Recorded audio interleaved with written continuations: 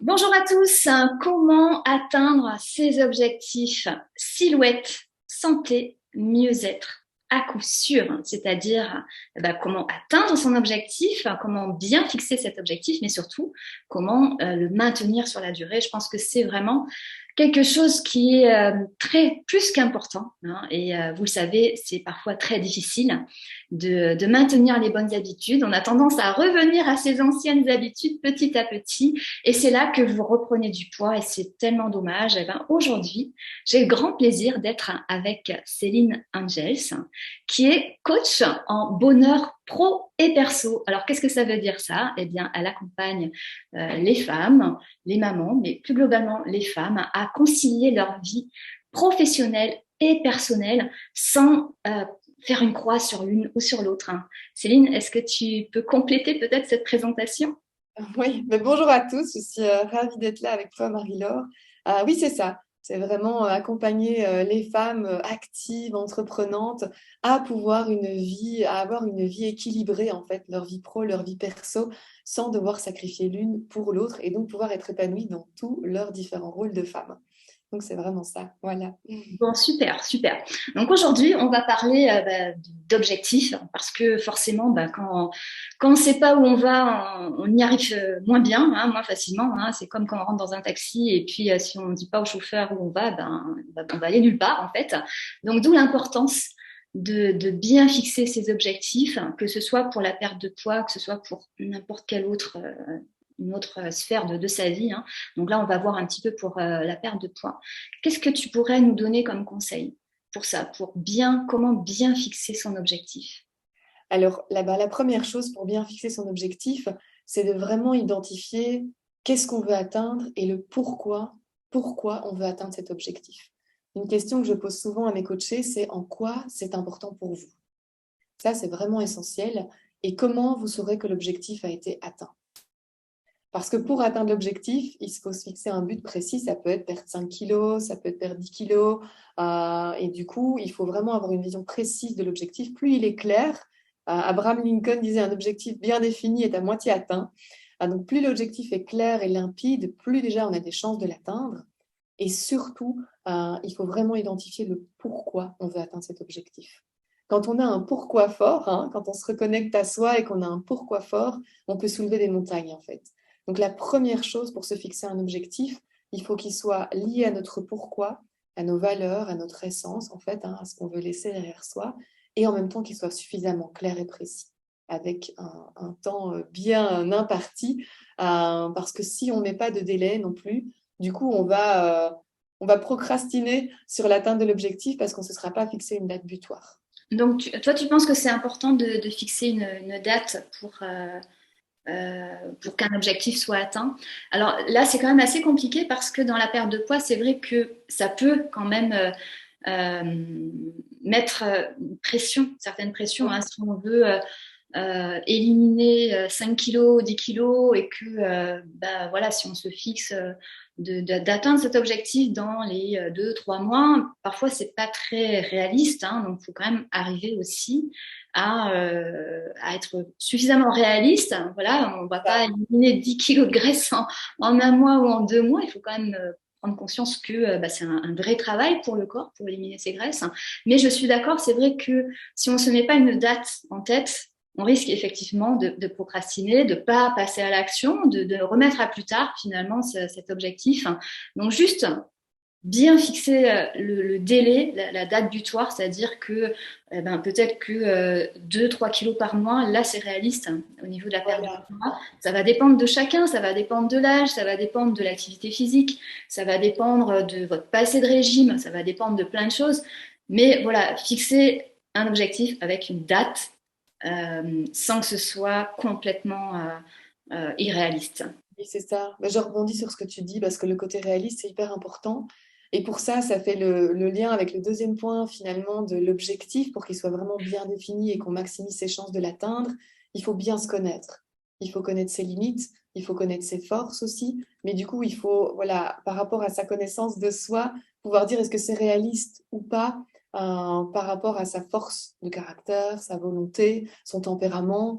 qu'est-ce qui va être réaliste dans cette date butoir qui va être fixée. Et donc ça, c'est le deuxième point qui est important pour vraiment bien fixer un objectif et pouvoir l'atteindre, c'est bien se connaître en fait. Et pour ça, ce que je conseille, déjà, c'est de s'observer, évidemment, hein, sur une période de temps, s'observer, mais aussi faire une espèce d'introspection ou analyser les cycles par rapport à la perte de poids, par exemple, hein, revenir sur son passé et se dire, bah, tiens, là et là, j'avais essayé, qu'est-ce qui avait bien fonctionné, qu'est-ce qui avait moins bien fonctionné, quels étaient les moments de mes failles, entre guillemets, pour pouvoir faire cette observation et du coup se fixer un objectif qui est beaucoup plus réaliste et beaucoup plus sain pour soi. Parce que l'objectif, il doit être écologique pour nous. Ça veut dire qu'il doit être écologique pour soi, pour son environnement, qu'il doit être accessible, qu'il doit être atteignable, mais surtout qu'il doit être vraiment, qu'il ne doit dépendre que de nous. Donc ça, c'est une autre chose importante. Donc, Ouais, je suis tout à fait d'accord et je pense qu'il y a que soi pour fixer vraiment cet objectif-là, pas se fixer sur ce qu'ont fait les autres. Parfois, on se dit, ma copine, elle a perdu 5 kilos dans un mois, donc moi aussi, je peux y arriver. Non, pas du tout, pas du tout. On est tous uniques, on est tous différents, donc il faut vraiment se fier à soi-même, à son intuition, à son expérience, et effectivement à ses forces et à ses ressources et aussi à ses faiblesses. Prendre conscience également de ses faiblesses. Alors, j'aimerais bien qu'on revienne un petit peu sur ce pourquoi, hein, ce fameux pourquoi, parce que pour moi, c'est essentiel également de savoir pourquoi on fait une chose et d'avoir effectivement un pourquoi fort. Et moi, ce que j'entends souvent, c'est il n'y a pas suffisamment de force en fait dans le pourquoi derrière la perte de poids. Et je vais essayer de donner quelques petits exemples pour que les personnes qui nous regardent aujourd'hui prennent conscience de l'importance de ce pourquoi et qu'est-ce que ça peut être. Voilà. Derrière la perte de poids, il y a tout un tas de raisons. Voilà. On ne veut pas perdre du poids pour perdre du poids. Il y a des personnes qui ont certainement la même corpulence que certaines personnes qui nous regardent et qui veulent perdre du poids et qui n'ont pas envie de perdre du poids, qui se sentent très bien dans leur corps. Donc on peut être parfaitement épanoui, heureux avec des kilos en trop, d'accord? Donc c'est pas ça, c'est pas juste un chiffre sur la balance qu'on va rechercher, c'est tout un tas un mieux-être. Voilà, c'est vraiment un mieux-être derrière. Et le pourquoi que vous devez déterminer, c'est ce que ça va vous apporter en termes de bénéfices au quotidien. Qu'est-ce que ça va vous permettre de faire ou de ne plus faire quand vous aurez atteint votre objectif. Au niveau de la santé, par exemple, il y a des personnes en perdant du poids qui vont ne plus avoir d'appareillage au niveau des apnées du sommeil la nuit. Et ça, c'est une vraie différence au niveau de la qualité de vie. Il y a des personnes qui auront beaucoup moins de douleurs articulaires, qui auront beaucoup plus de vitalité et qui vont pouvoir donc pratiquer leur activité physique avec beaucoup plus d'aisance, leur yoga, je sais pas, leur activité, sport, oui. leur activité sportive, qui vont pouvoir pratiquer des activités avec leurs enfants, avec leurs petits-enfants alors qu'elles ne pouvaient plus, qui vont pouvoir marcher sans être essoufflées, qui vont pouvoir peut-être réduire leur traitement pour le diabète. Oui. C'est tout ça. Et puis après, il y a aussi toutes les conséquences sur la confiance en soi, parce que quand on se sent bien dans son corps, quand on se sent bien, dans sa tête, il y a une vraie harmonie hein, au niveau au niveau du corps et de la tête. Et là, il y a vraiment une estime personnelle qui est en train de monter et on se sent capable de mettre en place d'autres choses. Il y a des personnes qui vont changer de boulot, qui vont rencontrer d'autres personnes, qui vont être capables de changer de vie en fait, derrière ça. Donc, c'est rechercher le pourquoi. Qu'est-ce que ça va m'apporter en termes de bénéfices? Pourquoi c'est important pour moi? Pourquoi je dois perdre du poids à tout prix, quoi, hein, je dirais, c'est non négociable à ce moment-là. On arrive à trouver le pourquoi. En quoi c'est important pour moi et en quoi, parce que tu parles des bénéfices, en quoi ça va impacter positivement ma vie au quotidien? Comment ça va impacter les différents domaines de vie? Tu parlais du coup de oser aller parler à des inconnus ou voilà, être plus en confiance par rapport à ça. Comment au niveau social ça va impacter ma vie? Comment au niveau privé ça va impacter ma vie? Comment au niveau du travail ça va impacter ma vie? Et du coup, lister, comme tu le dis, tous ces bénéfices pour vraiment prendre conscience que, waouh, en fait, si je perds du poids, waouh. Et donc, c'est aussi, parce que moi, je parle beaucoup de vie idéale, d'alignement, hein, et du coup, c'est aussi pouvoir atteindre cette vie idéale, et la perte de poids fait peut-être partie d'une des étapes pour atteindre cette vie idéale. Donc, tout le pouvoir de la visualisation, de pouvoir se dire, tiens, comment je me sens si l'objectif, c'est de perdre 5 kilos, se visualiser, et se dire, ben tiens, voilà, là j'ai perdu 5 kilos, comment je me sens dans mon corps, dans mon cœur et dans ma tête. Et du coup, vraiment ancrer ces émotions, ces pensées positives qui vont ressortir de cette visualisation positive. Et quand on a cette visualisation bien claire sur j'ai 5 kilos en moins, je peux faire ça, j'ai plus mal là. Là, en fait, on ancre les bénéfices du pourquoi. Et donc, du coup, on est boosté, on est davantage boosté. Et du coup, quand on a un moment de down, parce que l'idée aussi ici, c'est d'échanger sur comment maintenir son objectif. Quand on a un moment où on est dans le creux de la vague, c'est de se remémorer cet ancrage qu'on a fait par rapport à cette visualisation positive. Et c'est de se dire, ouais, c'est vrai, là, je me sentais vraiment bien.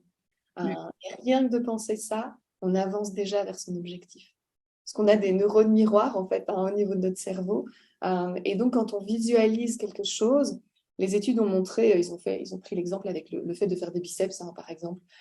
Du coup, rien que de visualiser le fait qu'on fait des biceps alors qu'on ne les fait pas réellement, les zones de notre cerveau s'activent comme si on le faisait. Et donc, au niveau du corps aussi. Donc, il y a plein d'études là-dessus en psychologie positive, comme par exemple, ils avaient dit à des femmes de ménage que le fait de faire des chambres, ça ça équivalait à faire du fitness. Et donc, en conscience, elles refaisaient les lits, elles nettoyaient les chambres, donc elles étaient à fond dans leur... elles se disaient, je fais du sport en fait. Et donc, le groupe A, qui avait cette conscience de je fais du sport quand je nettoie une chambre, avait maigri après un certain temps, alors que de l'autre côté, il n'avait rien dit et il ne s'était rien passé. Et pourtant, Simplement, elle faisait exactement la même chose au elle faisait quotidien. exactement la même chose. Mais au niveau du cerveau, en conscience, elle se disait qu'elle faisait du sport. Et donc, rien que ça change tout. Donc, il y a aussi, moi, je parle beaucoup du triangle d'or, cœur, corps, esprit. Et donc, les trois sont constamment liés, en fait. Et donc, dans le pourquoi de l'objectif, c'est vraiment de lier les trois au niveau du cœur, au niveau du corps, au niveau de l'esprit. Et donc, ça booste, finalement, notre cerveau va booster nos capacités corporelles à perdre du poids. Mm. Donc, Ouais, ça, c'est super intéressant et ça montre bien que tout changement commence d'abord dans la tête. Hein. Quand on a vraiment réussi à faire ce travail au niveau de la tête, c'est 80% du travail, donc 80% de la réussite. Donc une fois qu'on sait véritablement ce qu'on souhaite, ce qu'on veut, voilà, que c'est non négociable, que c'est très très important parce que c'est relié à un pourquoi très fort, hein. Comment est-ce qu'on met en place des nouvelles habitudes? Parce que forcément, euh, si on sait ce qu'on veut obtenir et on sait pourquoi, mais qu'on reste sur sa chaise et qu'on ne fait rien de différent, il va rien se passer d'extraordinaire, ça va rien changer. Donc forcément, ça passe par l'action, par mettre en place des nouvelles habitudes. Euh, et comment on fait à ce moment-là? Alors, je reviens du coup sur les études en psychologie positive qui disent que 80% de notre bonheur ne dépend que de nous, 40%. Et en fait, les 40%, c'est notre comportement, les actions qu'on va prendre. Il y a 50% de notre bonheur qui est génétique et il y a 10% qui ne dépend pas de nous parce que c'est le climat, voilà, des choses sur lesquelles on n'a pas de prise. Et donc, dans les 40%, c'est l'action, comme tu dis. Donc, je voulais le dire parce que je pense que c'est important que chacun se sente 100% responsable justement de ce changement, de l'atteinte de cet objectif. Et donc, il y a 40% de votre bonheur, de l'atteinte de votre objectif qui ne dépend que de vous, de ce que vous allez mettre en place. Alors, tu parles d'habitude. Moi, j'aime beaucoup la notion de mini-habitude. Ça veut dire que si vous voulez refaire du sport pour vous sentir mieux dans votre corps et du coup perdre du poids indirectement, l'idée, ça ne va pas être de vous dire je vais faire 20 pompes tous les jours. Le but, c'est de commencer petit. Donc, vous allez vous dire je fais une pompe. Et là, tu vas me dire mais Céline, une pompe, c'est ridicule comme objectif, tout le monde peut le faire. Mais en fait, le fait de faire une pompe tous les jours, vous allez faire une pompe, vous allez me dire oh, c'est facile. Vous allez en faire 2, en faire 3, 4, 5, 6, peut-être même 10, mais vous aurez atteint votre objectif dès le début. Donc, il n'y a pas de découragement. Et donc, c'est plus facile, par cette mini-habitude, tous les jours, de vous dire, je fais une pompe, mon objectif est atteint. Ça va être beaucoup plus facile pour vous et accessible que de vous dire, je fais 20 pompes et c'est très dur et après 3 jours, vous allez vous décourager. Donc, le fait de mettre des mini-habitudes en place vont vous permettre d'installer un rituel, une vraie habitude qui va s'installer sur la durée, parce qu'il faut en moyenne 66 jours pour changer un comportement. Donc, si vous loupez une fois, c'est pas grave. On ne peut pas vous dire, ah, j'ai oublié une fois, du coup, j'y arriverai pas. Non. Mais en moyenne, 66 jours. Donc, pour certains, c'est 30 jours et pour d'autres, c'est 200. Voilà, c'est vraiment une moyenne. Mais donc, de faire une petite chose, une petite action Et pour mettre une habitude en place, elle doit être facile, accessible et on doit y trouver du plaisir. Ça, c'est vraiment important. Et au contraire, lancer une habitude, si par exemple vous avez l'habitude de boire du café et vous voulez arrêter de boire du café, du coup déjà vous déplacez votre machine à café, vous la vendez, vous allez la mettre à la cave parce que visuellement vous ne la voyez plus. Si vous avez envie d'un café, c'est compliqué, vous devez descendre à la cave chercher la machine, donc vous n'irez pas. Donc voilà, ça doit être inaccessible, ça doit être contraignant, l'ancienne habitude, et ça va vous permettre du coup, de petit à petit ancrer une nouvelle habitude. Donc, commencer petit. Moi, je dis toujours la sortie de zone de confort, elle doit être inconfortable, parce qu'on sort de sa zone de confort, mais on ne doit pas être mal à l'aise. Si on est mal à l'aise, on ne le fera pas. Donc, c'est vraiment chaque fois un petit pas. Fixez-vous d'abord un petit objectif tous les jours, une petite action par jour, pour finalement entraîner une nouvelle, vous donner confiance, booster votre estime de vous, et ça va mettre une vraie habitude en place, en fait. Oui. Encore une fois, c'est se connaître pour bien fixer. Toi, tu appelles les petites habitudes, moi j'appelle ça des micro-objectifs. C'est Voilà. exactement pareil. C'est le même esprit. C'est vrai que, voilà, prendre l'exemple de quelqu'un qui veut réduire sa consommation de sucre ou qui veut arrêter de boire du soda, par exemple, qui boit beaucoup de soda. Effectivement, la première chose, c'est de réfléchir comment est-ce que je vais réduire. Voilà, est-ce que je suis capable d'arrêter complètement du jour au lendemain ou est-ce que je vais devoir y aller progressivement? Et à ce moment-là, comment est-ce que je vais faire? Est-ce que je vais prendre des petits verres plutôt que des grands verres? Est-ce que je vais couper avec de l'eau gazeuse pour que petit à petit je réduise cette consommation? Voilà, c'est encore une fois, qu'est-ce que je suis capable de faire pour que ce soit à la fois quand même un petit peu inconfortable, mais effectivement pas complètement astronomique au niveau énergie, investissement, et il faut que ce soit atteignable tout simplement. Et puis ensuite, voilà, c'est comment rendre inaccessible effectivement une fois qu'on a décidé, bon maintenant j'arrête le soda, eh bien on n'en achète plus et puis on trouve des bonnes alternatives. Voilà, Et là, ce que tu dis avec les alternatives, c'est important dans le sens où, en fait, les habitudes, elles sont ancrées. Donc, au niveau de notre cerveau, notre disque dur, c'est ancré.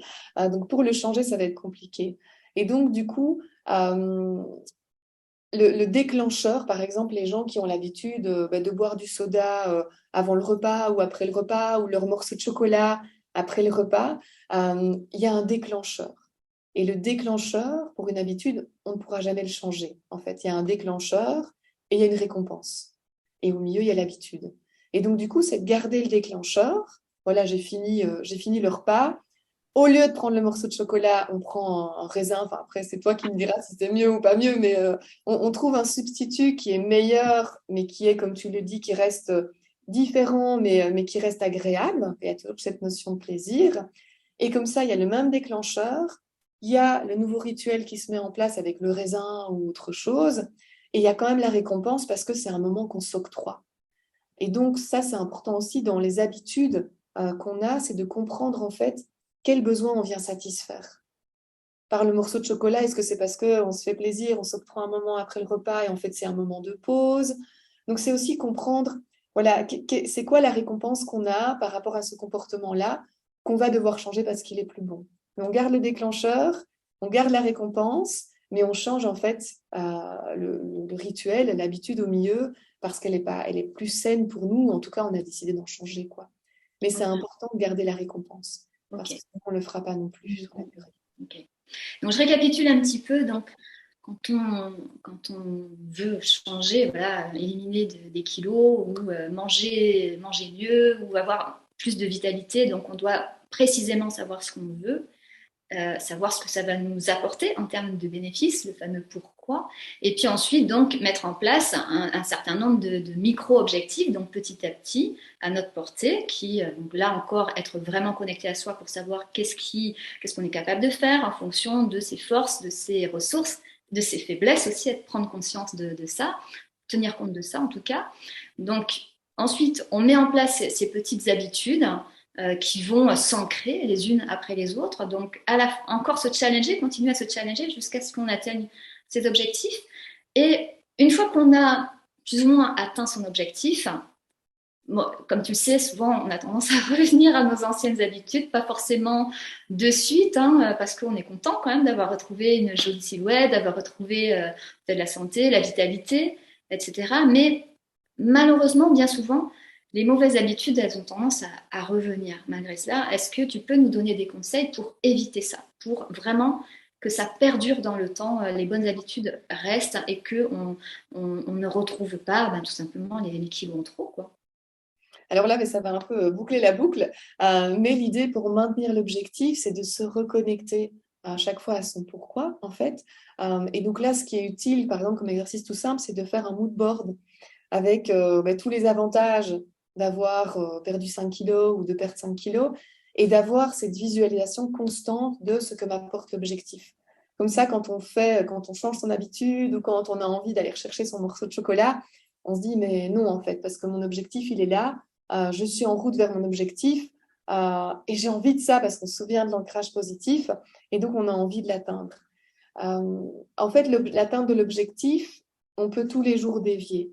Il y a un coach comme ça qui prenait l'exemple vous voulez atteindre une certaine planète, par exemple, et pour atteindre une certaine planète, vous devez mettre au millimètre près la distance sur votre fusée pour pouvoir atteindre votre objectif qui est votre planète.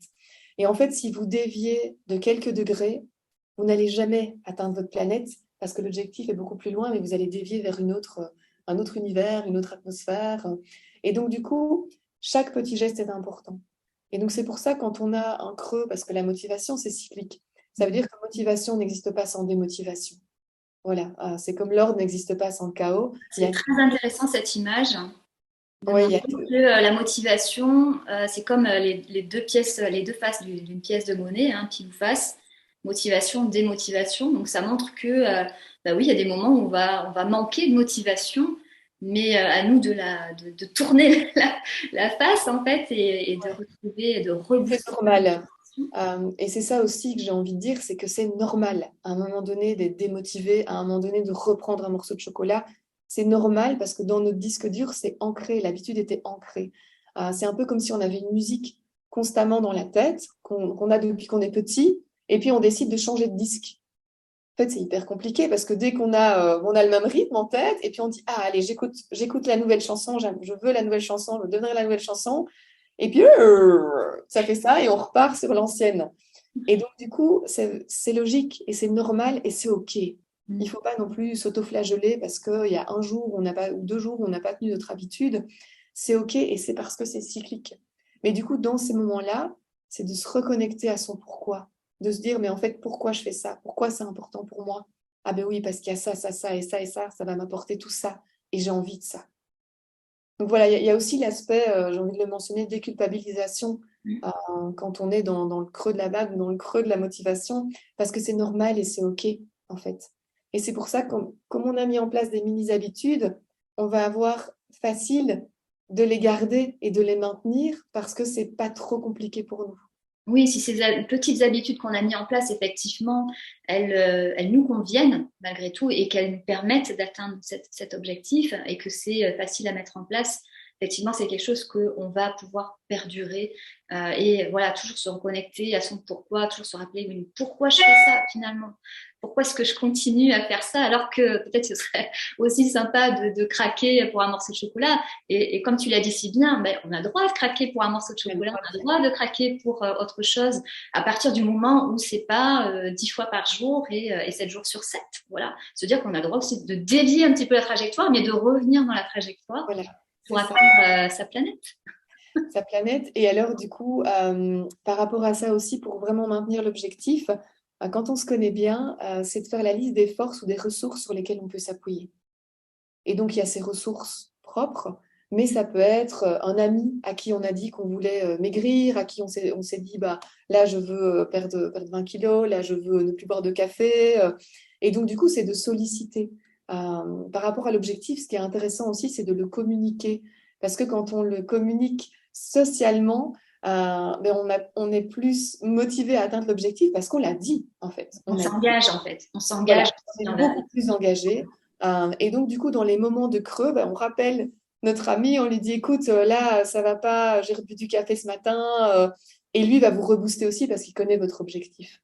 Oui, Donc, parce que ça devient une personne ressource et voilà, c'est de bien voir quelles ressources vous avez en interne en se disant, ben voilà, moi je peux compter sur ma volonté, je peux compter sur telle et telle force que j'ai pour, dans les moments creux, ben, je me souviens pourquoi je le fais et comment je peux maintenir mon objectif.